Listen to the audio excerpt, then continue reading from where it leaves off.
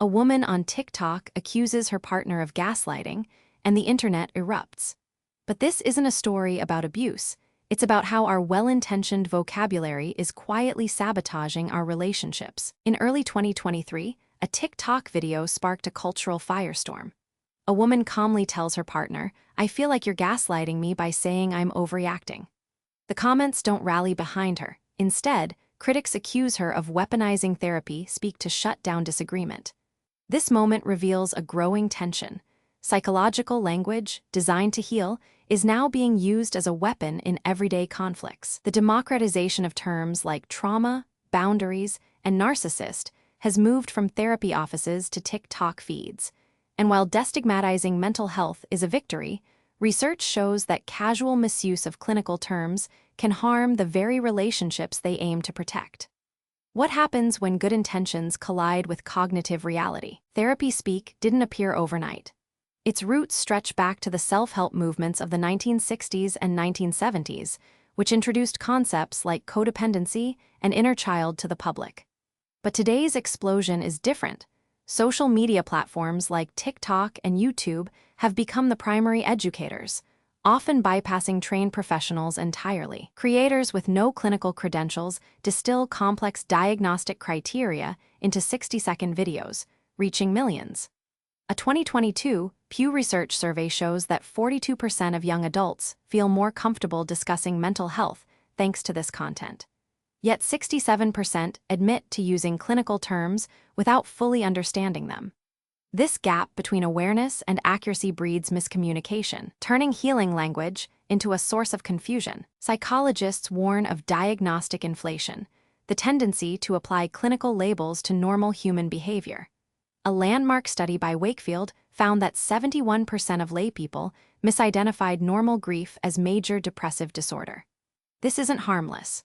When ordinary sadness is labeled depression, it discourages the natural emotional processing that builds resilience. Therapy speak accelerates this inflation. Calling a partner a narcissist after a single argument invokes a clinical framework that assumes fixed character flaws. Research by Back shows that even informal personality disorder labels reduce observers' empathy. By pathologizing normal variation, we shrink our capacity for understanding and growth. One of therapy speak's most insidious effects is how it pathologizes ordinary friction. Healthy relationships involve disagreement, frustration, and selfishness. These are features, not bugs, yet clinical labels transform normal conflict into a symptom. Take gaslighting, originally a deliberate pattern of psychological manipulation. A 2023 study found that 83% of college students reported being gaslit in the past month, but only 12% met clinical criteria.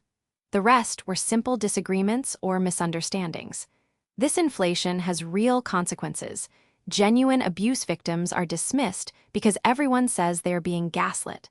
The term loses its power to signal danger, leaving the truly vulnerable unheard. Boundaries are essential for well-being, but their popular application has created a paradox. Researchers Finkel and colleagues found that the more people use boundary language, the more relationship conflict they report. How? In clinical practice, boundary setting involves clear, non-punitive communication. But everyday usage often translates to "you are doing something wrong" and "I am withdrawing." This turns a tool for connection into a weapon of separation. Instead of fostering understanding, it escalates defensiveness. The boundary paradox reveals that without proper communication skills, therapy speak can backfire, leaving both parties feeling attacked and misunderstood. The cognitive mechanisms behind therapy speak's harm are rooted in how labels shape perception. When we call someone a narcissist or toxic, we activate implicit assumptions about their character and intentions. Research shows that such labels reduce observers' willingness to empathize with that person's perspective.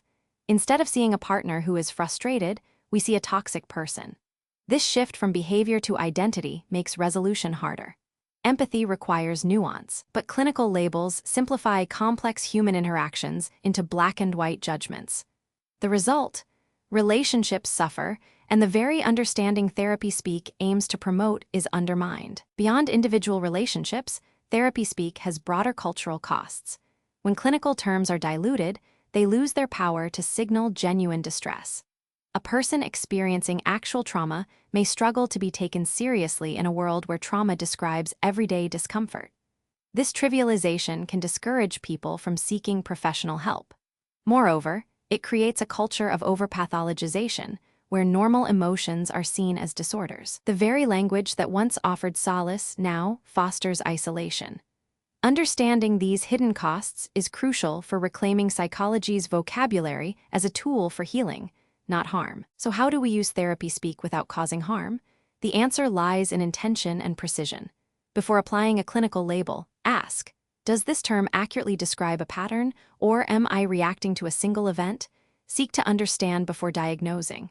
Use I statements to express feelings without pathologizing the other person. And remember that normal conflict is not dysfunction, it's human. By using psychological vocabulary with care, we can preserve its power to educate and heal. The goal isn't to abandon therapy speak, but to wield it responsibly, fostering connection rather than division. Therapy speak can heal or harm. It all depends on how we use it.